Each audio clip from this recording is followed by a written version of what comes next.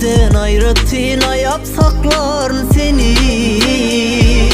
Bu dünya geliptir sen men üçün, men sen üçün. Bir-birine doğuşuptur bile bağıtlı bolma üçün, yaşama üçün. Söyüp hem söyülüp, söygün lezzetin duyup, söyge hormat koyup. Perimi sen peykirmi ya da hür melek.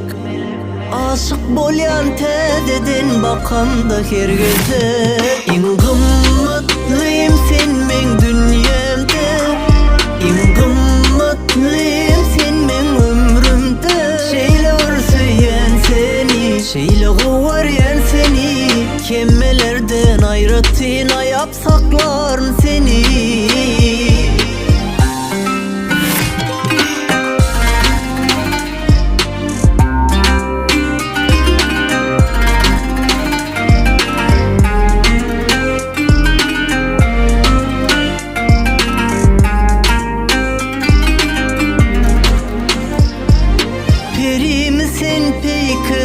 Ya da hür melek.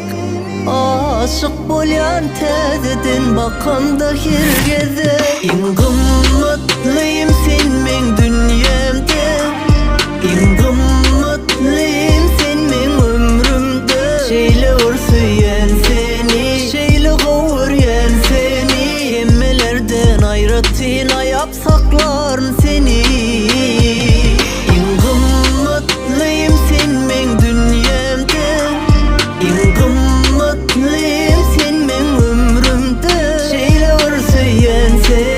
Şeyle kovaryan seni.